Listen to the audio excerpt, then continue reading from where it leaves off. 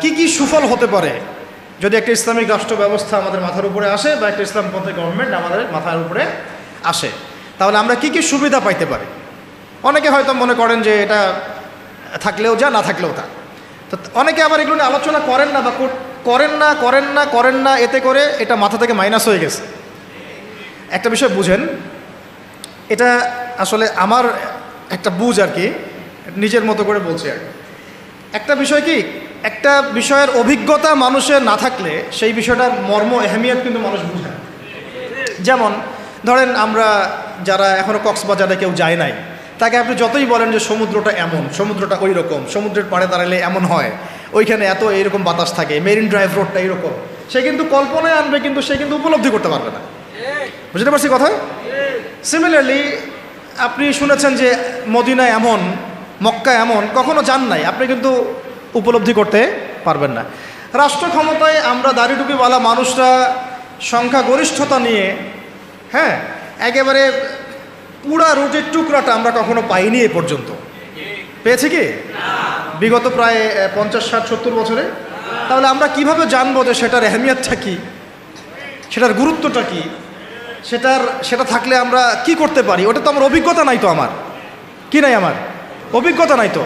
কিন্তু দেখেন সেকুলারদেরকে দেখেন, এই ডেমোক্রেটিক সিস্টেমে যারা আছে তাদেরকে দেখেন, তারা কেউ 5 বছর থাকছে, কেউ 10 বছর থাকছে, কেউ 15 বছর থাকছে। তারা বুঝেছে যে তার মজাটা কি, এবং সেটা থাকলে সে কী করতে পারবে। তারা তো কেউ আল্লাহর বিধানের জন্য সেখানে যায় নাই। কেউ গিয়েছে ধরেন যে 10 বছর লুটপাট করেছে, জুলুম করেছে, দুর্নীতি করেছে, বিদেশে টাকা পাচার করেছে, যে মেয়েটাকে পছন্দ হয়েছে উঠাই নিয়ে আসছে, ঠিক আছে, চুরি করছে, ওই ক্ষমতা কাজে লাগায় সে হল দখল করছে, জমি দখল করছে, ব্যাংক দখল করছে, কোম্পানি দখল করছে। সে ওই মজাটা বুঝছে আর কি, যে ক্ষমতার মজা কি। ওর অর্থে মজা বললাম আর কি, ঠিক আছে। সে বুঝতে পারছে যে হ্যাঁ, ক্ষমতা থাকলে আমার এই জিনিসগুলো আমি তো পাবো। এই জন্য দেখেন, 1000 বার মায়ের খাইলেও, নেতাকর্মী জীবন দিলেও সে ওই রাজনীতি থেকে সরে যায় না, তাই না?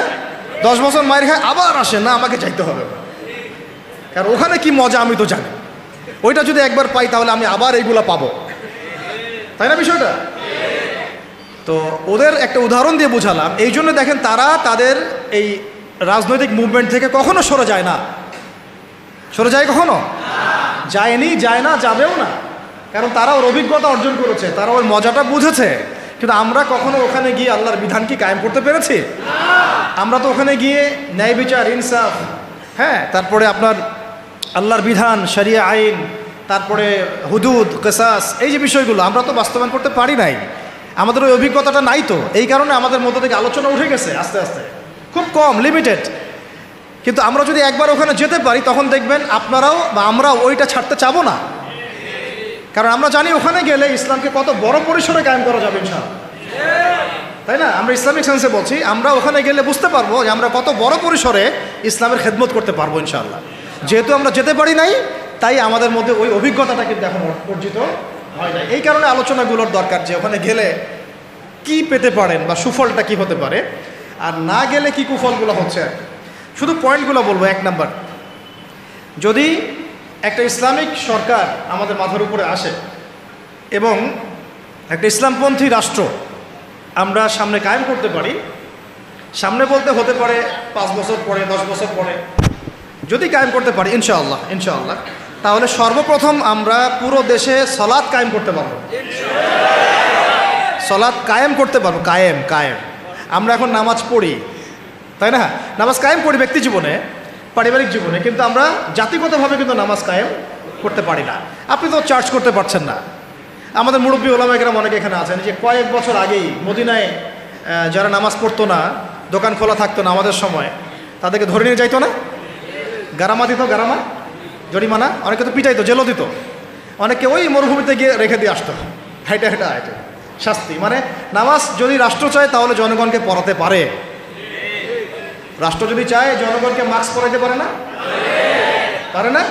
হ্যাঁ, তো রাষ্ট্র যদি চায় তাহলে জনগণকে নামাজও পড়াইতে পারবে ইনশাআল্লাহ। আর যারা বুঝে না তাদেরকে শিখাইতে পারবে, যারা নামাজ পড়তে জানে না তাদেরকে আমরা ইসলামিক সেন্টারে পাঠাইতে পারবো, তরবিয়ত দিতে পারবো, ওলামায়ে কেরামের সোহবতে নিয়ে শিখাইতে পারবো, তাই না? কিন্তু আপনি এটা রাষ্ট্রীয় উদ্যোগে এখন আর করতে পারবেন না।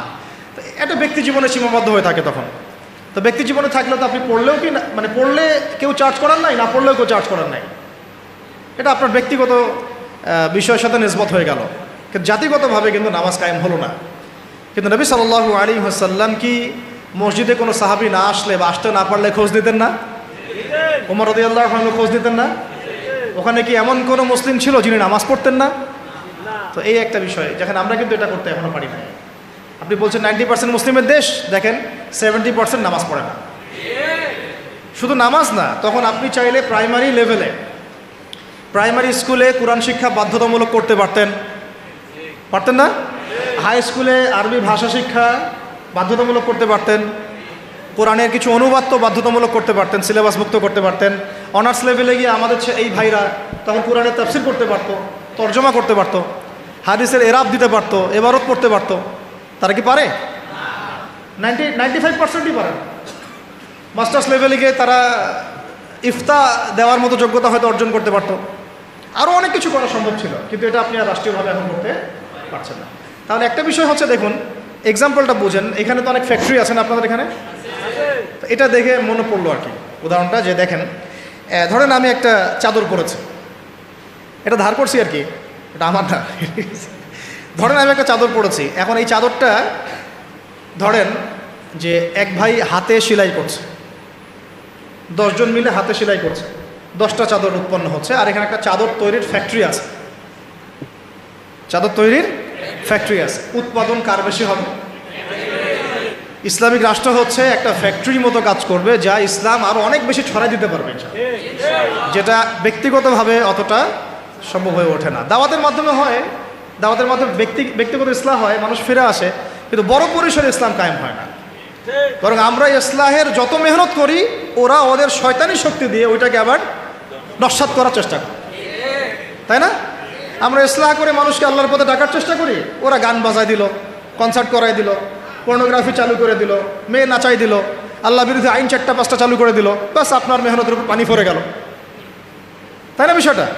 অথচ যদি আমরা একটা ইসলামিক স্টেটের দিকে যেতে পারতাম, ইসলামিক রাষ্ট্র ব্যবস্থার দিকে, তাহলে ওই ক্ষমতা আমাদের হাতে থাকতো যে তারা উপরের লেভেল থেকে ইসলাম বিরোধী কোনো শক্তিকে মানে আমাদের উপর চাপিয়ে দিতে পারতো না। 1 নম্বর হচ্ছে আমরা নামাজ প্রতিষ্ঠা করতে পারতাম জাতিগতভাবে, যেটা আমরা এখন পারছি না। 2, আমরা যাকাত কায়েম করতে পারতাম, যাকাত প্রতিষ্ঠা করতে পারতাম রাষ্ট্রীয়ভাবে।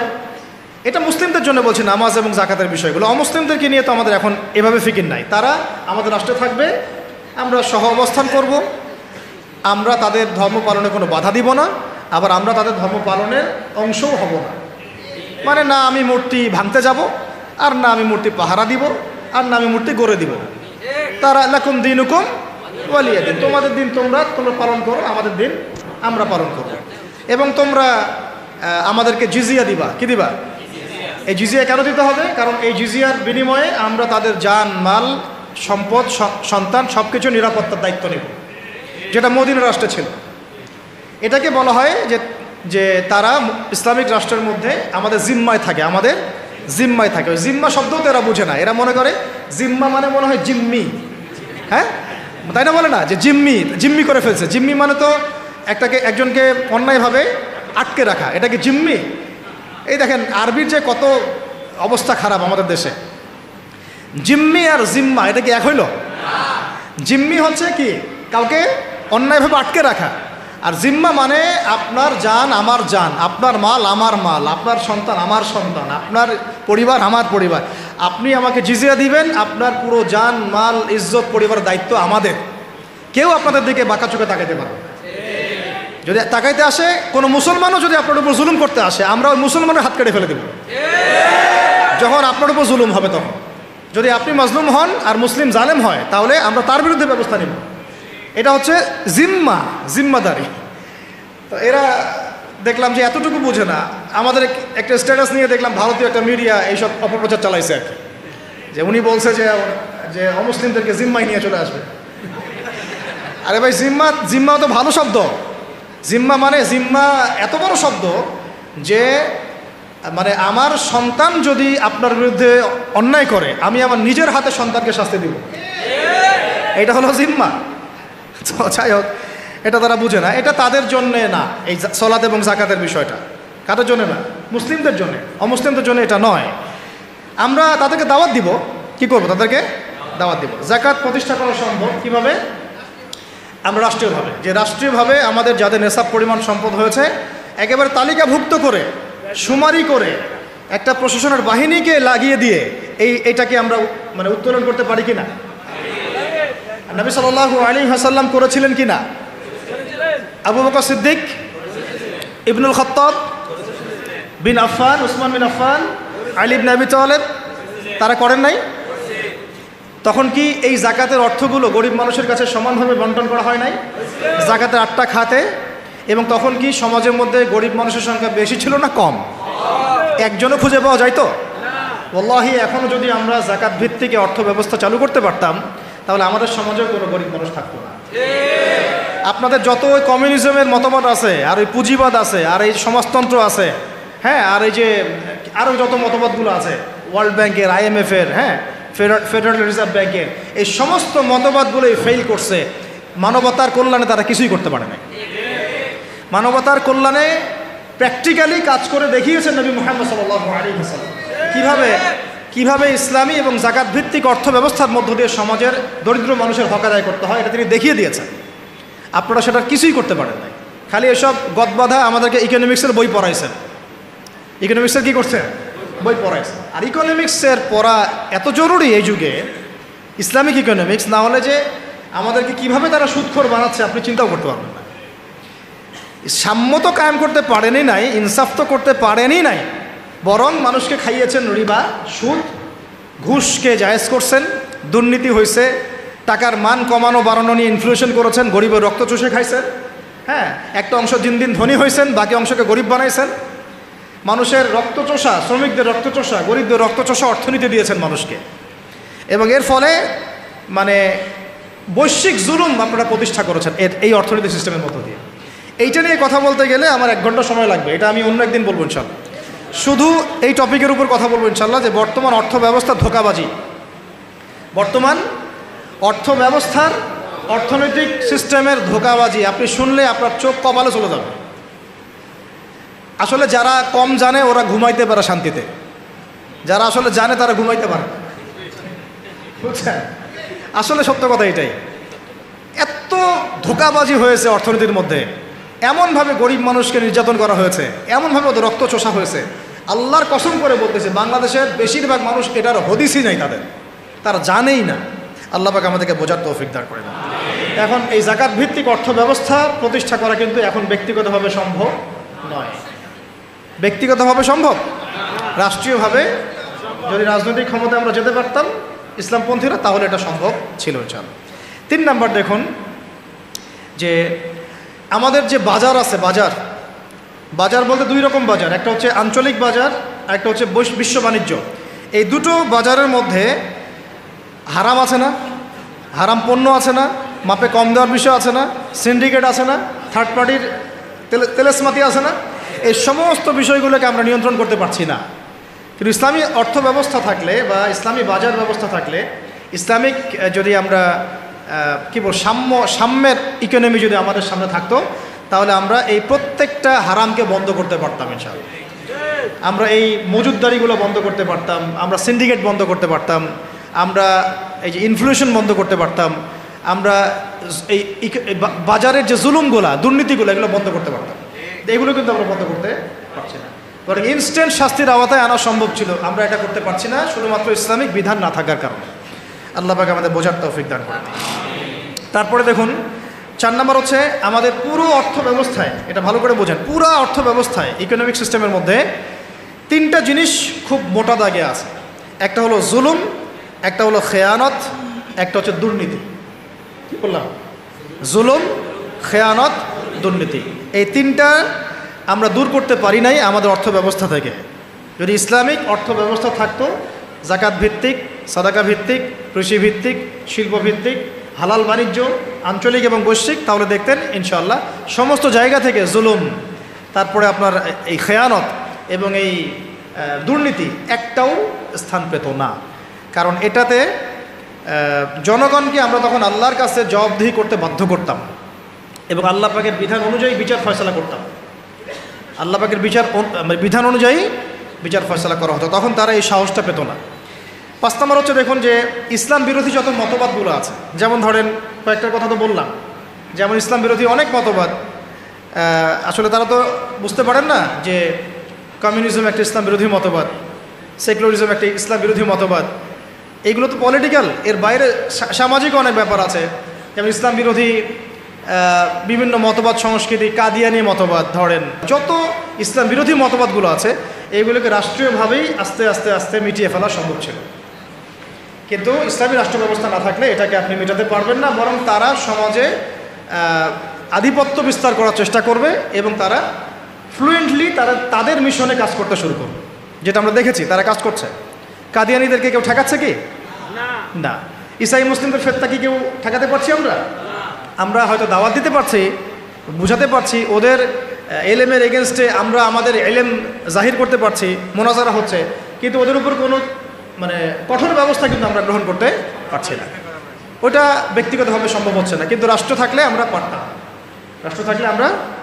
6 নম্বরটা খুব বেশি ইম্পর্টেন্ট, এটা আমাদের জন্য খুব বেশি ইম্পর্টেন্ট এই কারণে যে এটা জাতির মেরুদণ্ড। আমাদের জাতির মেরুদণ্ড কি? শিক্ষা। এখন আসেন একটু পিছনে ফিরে তাকান, বিগত 30, 40, 50 বছরে, বিগত 30 থেকে 40 বা 50 বছরে জাতীয় শিক্ষা ব্যবস্থার মধ্যে ইসলাম কতটুকু আছে আর কতটুকু নাই? আদৌ কি আছে? জাতীয় শিক্ষা ব্যবস্থা, আমি কিন্তু মাদ্রাসা শিক্ষার কথা বলছি না। আচ্ছা, মাদ্রাসা শিক্ষা ব্যবস্থা প্রণয়ন করতে হলো কেন? কারণ জাতীয় শিক্ষা ব্যবস্থার মধ্যে ইসলাম নাই, তাই মাদ্রাসাগুলো না থাকলে তো ইসলাম মিটাই ফেলতো তারা। মাদ্রাসাগুলো না থাকলে কি করতো? ইসলাম মিটাই ফেলতো। তো মাদ্রাসার খেদমত তো একটা সুরত।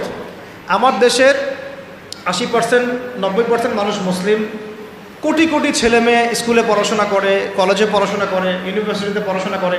আচ্ছা, তাদের কি মৌলিক অধিকার না যে তারা প্রাইমারি স্কুলে কোরআন শিখবে, হাই স্কুলে তারা অন্তত আরবিটা শিখবে, ফরজে আইনের জ্ঞান জানবে, হাদিস শিখবে, সিরাত শিখবে, কোরআন অনুবাদ করতে পারবে বা কোরআনের তাফসীর করতে পারবে, অথবা তারা ফিকহ বা উসুলের জ্ঞানগুলো অর্জন করবে, মুফতি হবে, মুহাদ্দিস হবে, মুফাসসির হবে?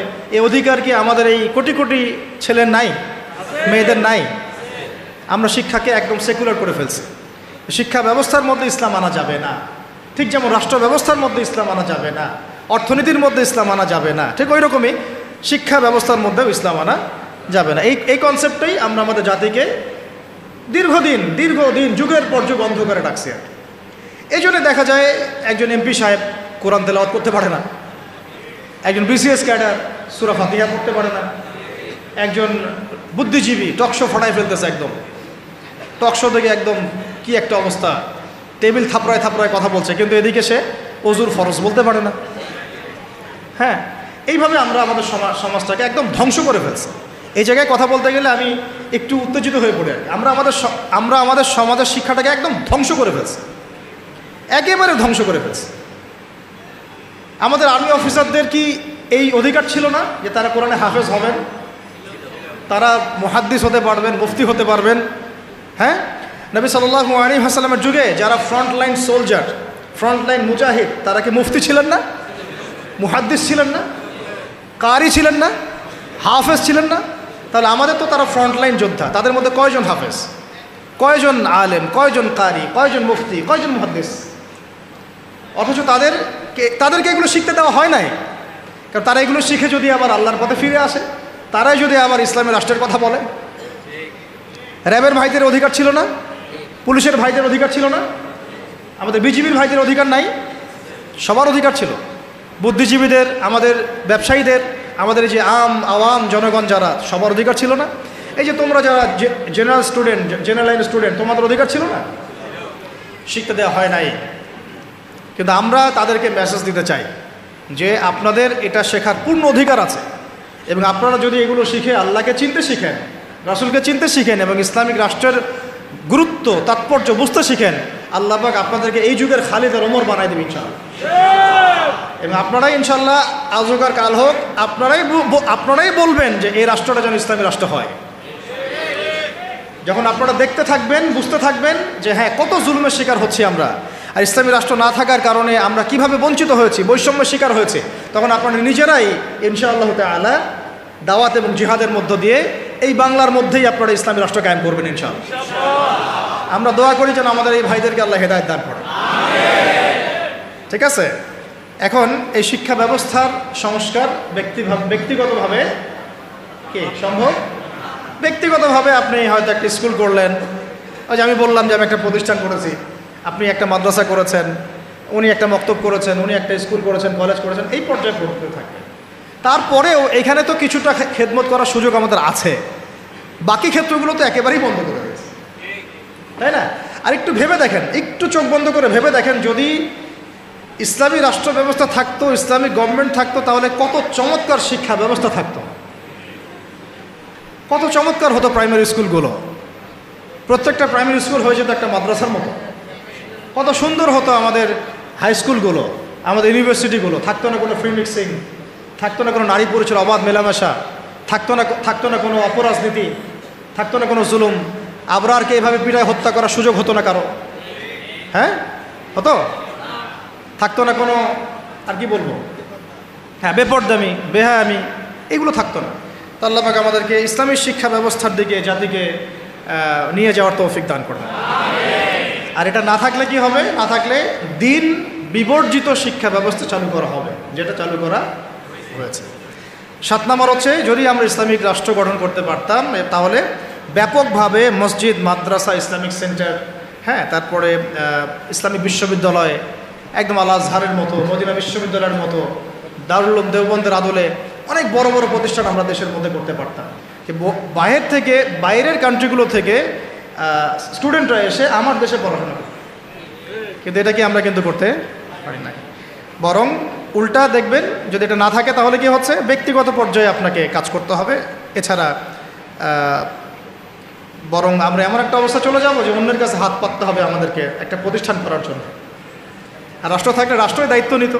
টিচারদের বেতন দিবে রাষ্ট্র, ওস্তাদদের বেতন দিবে রাষ্ট্র, ইমাম সাহেবদের বেতন দিবে রাষ্ট্র, তাদেরকে গাড়ি দেওয়া হবে, তাদেরকে ফ্ল্যাট দেওয়া হবে, তাদের তো অধিকার আছে, তাদেরকে রেশন দেওয়া হবে, তাদেরকে দেশের সম্পদ হিসেবে গড়ে তোলা হবে, এবং জাতির আকীদা আমলের সংস্কারের জন্য তাদেরকে রাষ্ট্র কাজে লাগাবে।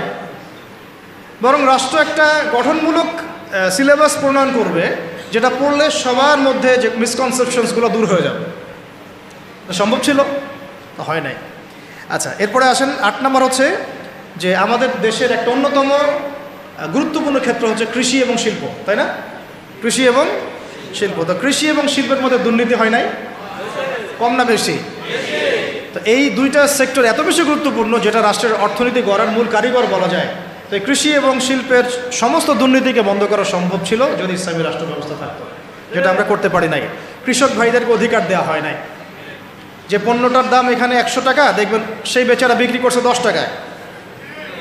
কৃষকের সাথে সরাসরি সরকারের সম্পর্ক নাই, মাঝখানে বহু থার্ড পার্টি আছে। তাহলে ওদের উপর জুলুম হচ্ছে না? শ্রমিক, যে শ্রমিকের আপনি গার্মেন্টসে বেতন দিচ্ছেন 10,000 টাকা, 12,000 টাকা, এই পণ্যগুলোকে এক্সপোর্ট করে তারা কোটি কোটি টাকার বিজনেস করছে। তো তাদের এবং রাষ্ট্রের মাঝখানে একটা কি আছে, মধ্যস্থতা করার একটা মাঝখানে থার্ড পার্টি আছে। এই মাঝখানে অনেক টাকা পয়সা গায়েব হয়ে যাচ্ছে একবার উপরে। এর উপরে যাচ্ছে না, যাচ্ছে কানাডায়, সুইজারল্যান্ডে, সুইস ব্যাংকে, অমুক জায়গায়, তমুক জায়গায়। হ্যাঁ, তো এই যে গরিবের রক্তচোষা অর্থনীতি, এটা বন্ধ করা যেত যদি আমরা ইসলামী রাষ্ট্র ব্যবস্থা প্রণয়ন করতে পারতাম। কি লম্বা হয়ে যাচ্ছে নাকি? আচ্ছা, 25টা পয়েন্ট বলবো আপনাদেরকে ইনশাআল্লাহ। কয়টা? আজকের মতো 25টা, আরও আছে। যখন কিতাব আসবে ইনশাআল্লাহ তখন আরও 50টা 100টাও পাবেন ইনশাআল্লাহ। কয়টা বলছি? 8টা। হ্যাঁ, 8টা না? 8টা। 9 নম্বর লিখেন। 9 নম্বর হচ্ছে যাবতীয় অপসংস্কৃতিকে রুখে দেওয়া সম্ভব ছিল। যেমন স্টার জলসা, জি বাংলা, হ্যাঁ, পরকীয়া শেখানো হয়, জেনা শেখানো হয়, মদ খাওয়া শেখানো হয়, হ্যাঁ, তারপরে ওই যে গুন্ডা মাস্তানি করাকে হিরোর রোল দেওয়া হয়, আর আমাদের ছেলে পেলে ওইটাকে ফলো করে। এগুলোকে বন্ধ করা সম্ভব ছিল রাষ্ট্রীয় উদ্যোগে, কিন্তু আপনি ব্যক্তিগত উদ্যোগে এটা করতে পারবেন না। আচ্ছা, 9 নম্বর হচ্ছে এটা কথা। 10 নম্বর হচ্ছে, এটা খুব গুরুত্বপূর্ণ, খুবই গুরুত্বপূর্ণ। সেটা হচ্ছে ইসলামী রাষ্ট্র ব্যবস্থা যদি না থাকে তাহলে এই যে অনলাইন এবং অফলাইনে যত প্রিন্ট এবং ইলেকট্রনিক মিডিয়া আছে, এদের মিথ্যাচার আপনি বন্ধ করতে পারবেন, এদের ইসলাম বিদ্বেষ আপনি বন্ধ করতে পারবেন না, এদের শয়তানি আপনি বন্ধ করতে পারবেন না। ওই প্রথম আলোর সামনে গিয়ে আপনি গরু জবাই করেন না যাই করেন, ওর কিছুই যায় আসবে না, কিছু যায় আসবে না। ছেলে মানুষই হবে একটা, ওর কিছু যায় আসবে? শয়তানের এগুলোতে কিছু যায় আসে নাকি? তো যদি ইসলামী রাষ্ট্র ব্যবস্থা আপনার হাতে থাকতো, তাহলে আপনি আইন প্রণয়ন করে হোক, নীতি নির্ধারণ করে হোক এবং আইনের সুশাসন নিশ্চিত করে হোক, ইসলামের স্বার্থকে সর্বোচ্চ অগ্রাধিকার দিয়ে আপনি এগুলোকে নিয়ন্ত্রণ করতে পারবেন। যদি রিপোর্ট করতে হয়, মিডিয়ায় কাজ করতে হয়, প্রিন্ট মিডিয়া, ইলেকট্রনিক মিডিয়ায়, তাহলে সত্য প্রচার করতে হবে। হ্যাঁ, মত প্রকাশের স্বাধীনতা থাকবে, কিন্তু সত্য প্রকাশ করতে হবে। কি করতে হবে? সত্য প্রচার করতে হবে। ইসলামী রাষ্ট্র আসলে অনেকের অনেক সমস্যা আছে আবার, ওই সমস্যাগুলোর কারণে তারা আবার চায় না ইসলামী রাষ্ট্র আসুক। তো যাই হোক, চাক আর না চাক, একটা কথা বলে দেই, অনলাইনে দিয়ে দিব আমরা এগুলা, মানে কেউ চাক আর না চাক, কেউ চাক বা নাই বা চাক, আজ হোক আর কাল হোক, এই বাংলাদেশের বুকে ইসলামী রাষ্ট্র কায়েম হবেই হবে। কেউ এটাকে বদলাইতে পারবে না। কেন পারবে না বলেন? কেন পারবে না? কারণ নবী সাল্লাল্লাহু আলাইহি ওয়াসাল্লাম ভবিষ্যৎবাণী করেছেন যে একটা কাঁচা বাড়ি বাদ থাকবে না, একটা পাকা বাড়ি বাদ থাকবে না, যেখানে আল্লাহ পাক তার তাওহীদের কালিমা লা ইলাহা ইল্লাল্লাহ মুহাম্মাদুর রাসূলুল্লাহকে প্রকাশ করাবেন না। ওরা যে বলছেন অখণ্ড ভারত হবে, হ্যাঁ অখণ্ড ভারত হবে ঠিকই, তবে সেটা হবে কিসের? ইসলামের এবং তাওহীদের কালিমা লা ইলাহা ইল্লাল্লাহ মুহাম্মাদুর রাসূলুল্লাহ। অপেক্ষা করতে থাকো, তোমরা অপেক্ষা করতে থাকো। ফান্তাজিরু ওয়া ইন্না মাআকুম মিনাল মুনতাজিরিন। কোনো সমস্যা নাই, কিন্তু এটা হবেই হবে ইনশাআল্লাহ। আর যে কথাটা আল্লাহ নবীজি মুখ দিয়ে বলেছেন যে জেরুজালেম মুক্ত হবে এবং জেরুজালেম থেকে ঈসা আলাইহিস সালাম কি করবেন? 40 বছর এই বিশ্বকে শাসন করবেন, কারো ক্ষমতা নাই এটাকে ঠেকায়। আমরা দোয়া করি আল্লাহ পাক তাদেরকে হেদায়েত দান করেন। আবু জেহেলের জন্য তো দোয়া করা হয়েছিল না? আল্লাহ আবু জেহেল বা ওমর রাদিয়াল্লাহু আনহুর মধ্যে যাকে আপনি ভালোবাসেন আল্লাহ আপনি হেদায়েত দান করেন। এমন হতেই পারে যে তাদের বহু মানুষ ইসলামের সৌন্দর্য দেখে আমাদের দিনে ইনশাআল্লাহ দীক্ষিত হবে, এটা হতেই পারে। বিইজ্জে আজিজ আও যুল্লি দলিল, একটা হাদিসে আছে যে সম্মানের ঘরে সম্মানের সাথে ঢুকবে, অসম্মানের ঘরে একবার অপদস্থ করে ইসলাম ঢুকবে ইনশাআল্লাহ। তো যাই হোক, পয়েন্টটা ছিল কি, যে আমরা যদি ইসলামিক রাষ্ট্র ব্যবস্থা থেকে যেতে পারি, তাহলে প্রিন্ট এবং ইলেকট্রনিক মিডিয়ার এই যে ইসলাম বিদ্বেষ, এগুলোকে আমরা বন্ধ করতে পারবো। তখন আমরা ইনসাফ প্রতিষ্ঠা করতে পারবো এবং সত্য মানুষের কাছে প্রচার করতে পারবো। 11 হচ্ছে সমস্ত সামাজিক অশ্লীলতা, যেমন বেপরদামি, কিশোর গ্যাং, মাদকের আকড়া, জুয়ার আকড়া, এগুলোকে আপনি বন্ধ করতে পারবেন না যদি ইসলামিক রাষ্ট্র ব্যবস্থা না হয়। 13 নম্বর হচ্ছে আইনের সুশাসন বলে একটা শব্দ শুনি আমরা, এটা গদবাদ একটা শব্দই থাকে, এর আসলে বাস্তব খুব একটা প্রয়োগ হয় না। এবং আমরা দেখেছি আইনকে হাতিয়ার করে নিয়ে মানুষ রাজনীতি করেছে, ব্যক্তি আক্রোশ ঝেড়েছে এবং ব্যক্তির স্বার্থ চরিতার্থ করেছে, দলের স্বার্থ উদ্ধার করেছে, তাই না? ওলামায়ে কেরামরা কি অপরাধ করেছিলেন শাপলা চত্বরে, যে তাদের সবার উপরে 10টা 5টা করে মামলা দিতে হবে?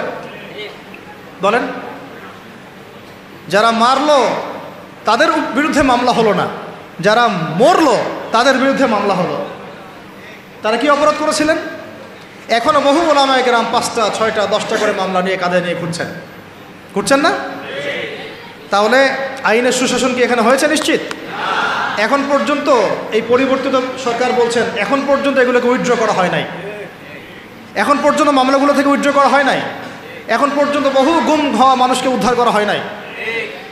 আর আমরা জানি তারা কি পরিমাণ কষ্টে আছেন, আমরা গেস করতে পারি যে তারা কি পরিমাণ কষ্টে আছে। এটা তো আপনি গেস করতে পারবেন না, কারণ আপনার সে অভিজ্ঞতা নাই, সমুদ্র দেখেন নাই, আপনি বুঝবেন কিভাবে এর গভীরতা কেমন। সেখানে একদিন মনে হবে 1 বছরের সমান, একদিন মনে হবে কি 1 বছরের সমান। এমন বহু মানুষ ভিতরে এখনও আছে যারা মাজলুম, নির্যাতিত, নিপীড়িত, এখন ওদেরকে বের করা হয় নাই। এখনও বহু মানুষের গায়ে মিথ্যা মামলা ঝুলছে, বহু ওলামায়ে কেরাম মামলা নিয়ে ঝুলছেন, ভুগছেন।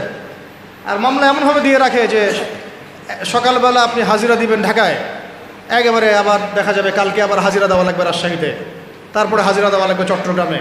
এইভাবে তারা হ্যারাস করছে মানুষ। আর 4টা 5টা মামলা কার উপর থাকলে তার আর কোনো হ্যারাসমেন্টের প্রয়োজন নাই, এইটাই তার সারা জীবনকে শেষ করে ফেলবে। তার জমি জমা বাড়ি গাড়ি বিক্রি করেও সে ওখান থেকে বেরোতে পারবে। এটা কি আইনের সুশাসন নিশ্চিত হয়েছে?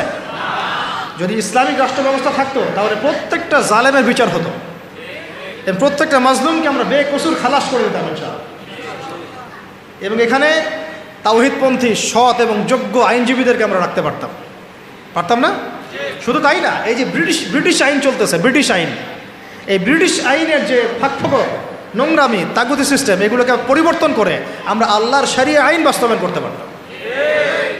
আল্লাহ পাকের একটা আইন, এটাও হাদিস, আল্লাহ পাকের একটা শরিয়াই আইন চালু হওয়া 40 বছর না 40 দিন, 40 বছর বা 40 দিন বা 40 মাস, আমি এই মুহূর্তে সংখ্যাটা ভুলে গেছি, 40 দিন বা 40 মাস বা 40 বছর বৃষ্টিপাত হওয়ার চাইতেও বেশি ফজিলত একটা আইন বাস্তবায়িত হওয়া।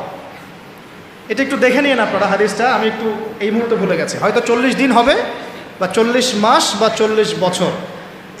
এই যে বৃষ্টিপাত আল্লাহর পক্ষ থেকে রহমতের বৃষ্টি, যেটা দিয়ে জমিন সবুজ শ্যামল হবে, এর চেয়ে বেশি ফজিলতের যে আল্লাহর জমিনে একটা আল্লাহ পাকের আইন বাস্তবায়িত হচ্ছে। আচ্ছা, 13 নম্বর হচ্ছে খুব জরুরি পয়েন্ট, সমস্ত অপরাধের বিচার এবং আইনের যে সুশাসন এটা নিশ্চিত করা সম্ভব, সমস্ত অপরাধগুলোর বিচার করা সম্ভব ইনসাফের সাথে, শরিয়া আইনের সাথে এবং আল্লাহর বিধানের অনুকূলে, যেটা ইসলামিক স্টেট না থাকলে কখনোই সম্ভব না। 14 নম্বর হচ্ছে হুদুদ এবং কিসাস কায়েম করা সম্ভব হবে না।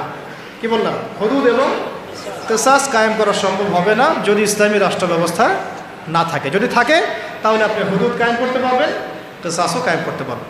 এই যে মনে করেন কয়দিন আগে দেখলেন না, একটা বাস এসে পিছিয়ে দিয়ে চলে গেল, রাস্তাঘাটে কত ঘটনা ঘটছে, এমন ঘটছে না? কত ঘটনা ঘটছে, কত যে নিরপরাধ মানুষ আমাদের সমাজে প্রাণ হারায়, কোনো হিসেব আছে, কোনো তালিকা আছে? সবগুলোকে সুষ্ঠু কোনো বিচার হয়? বহু মানে জালেম পার পেয়ে যায় না, কিন্তু হুদুদ আর কিসাস থাকলে কোনো জালেম পার পাইতো না, বরং এগুলো সবার সামনে দৃষ্টান্তমূলক শাস্তি দেওয়া হতো। একটা সাইকোলজিক্যাল ট্রিটমেন্ট, যে মানুষ যখন দেখে যে হ্যাঁ, আরে চুরি করলে তো এমন শাস্তি দিবে, জেনা করলে তো ভাই আমার এমন শাস্তি আছে, মানুষ ভয়ে অনেক সময় পাপ করে না, ভয়ে পাপ করে। এটা খুব জরুরি। খালি মানুষকে শুধুমাত্র আপনি মানে মিষ্টি মিষ্টি ওয়াশ করে লাইনে আনতে পারবেন না। ধরুন ওয়াজের সাথে সাথে কী লাগবে? মেডিসিনও লাগবে। কী লাগবে? মেডিসিনও লাগবে। তো এই মেডিসিনগুলো দিতে হবে ওহী ভিত্তিক। আল্লাহ পাক আমাদেরকে হুদুদ এবং কিসাস কায়েম করার তৌফিক দান করেন। আচ্ছা, একটা এক্সাম্পল দেই। এই যে আমাদের ছাত্র ভাইরা শহীদ হয়েছেন, শত শত হাজার হাজার, আল্লাহ ভালো জানেন সংখ্যা কত, আমরা জানি না, আমরা কিন্তু এক্স্যাক্ট সংখ্যা জানি না। বহু ভাই পঙ্গু হয়ে হাসপাতালে পড়ে আছেন, তাদের খুনের বিচার করা দরকার ছিল কি না? কতগুলো হয়েছে? যদি একটা এক্সাম্পল দিই, যদি ধরেন যে একজন ছাত্রকে হত্যা করার জন্যে একজন পুলিশ দরকার হয় বা একটা বুলেটও দরকার হয়, তাহলে তো যদি 1000 জন মারা যায় তাহলে 1000 পুলিশকে শাস্তির আওতায় আনা লাগতো আর কি। 1000 পুলিশকে গ্রেফতার হয়েছে? হ্যাঁ, তাদেরকে আদেশদাতারা কি সবাই গ্রেফতার হয়েছে? তাদের মাস্টার মাইন্ডরা কি এখন পর্যন্ত ফাঁসির কাজটা ঝুলেছে কেউ?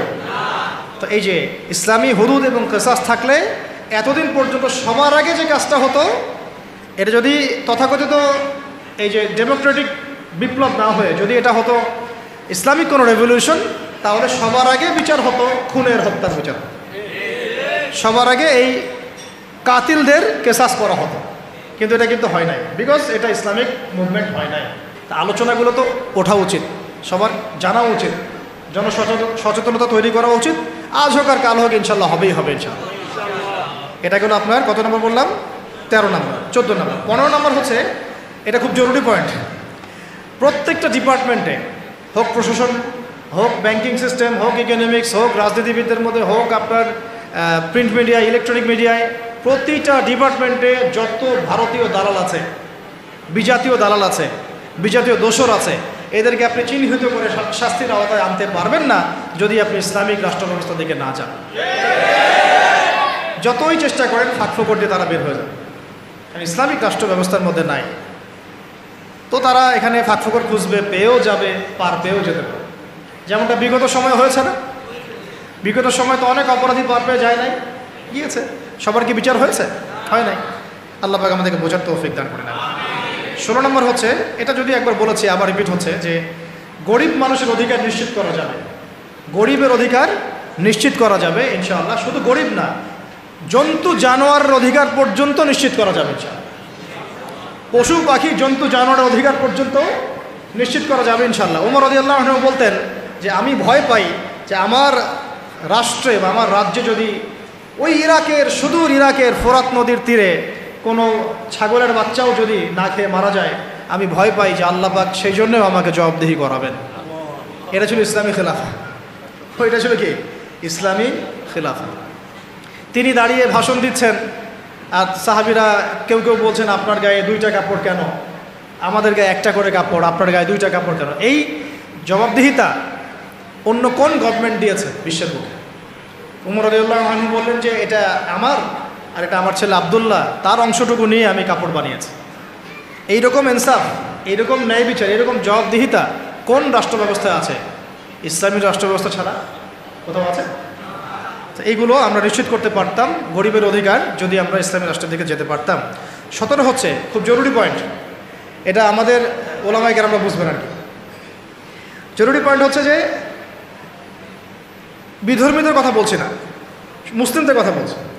মুসলিমদের ধর্মীয় যে আমল, আকিদা, উসুল, মানহাজ, এই যে বিষয়গুলো আমাদের মধ্যে আছে, এখানে উদ্দেশ্য প্রণীতভাবে বহু ইখতিলাফ ঢুকিয়ে দেওয়া হয়েছে।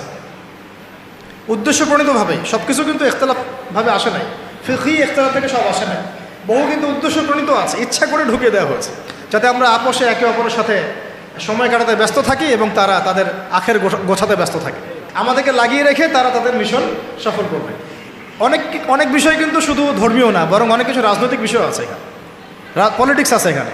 তো এখানে পয়েন্টটা হচ্ছে ইসলামী রাষ্ট্র ব্যবস্থা থাকলে ধর্মীয়, মুসলিমদের মধ্যে যে ধর্মীয় বিভাজন, যে ইখতিলাফ, যে আকিদা, আমল, মানহাজ, মুসুলগত যে পার্থক্যগুলা, এইগুলো আমরা আস্তে আস্তে আস্তে আস্তে কমিয়ে ফেলতে সক্ষম হতাম, অথবা কমিয়ে ফেলতে সক্ষম না হলেও আমরা এটাকে একেবারে সংকুচিত করতে সক্ষম হতাম।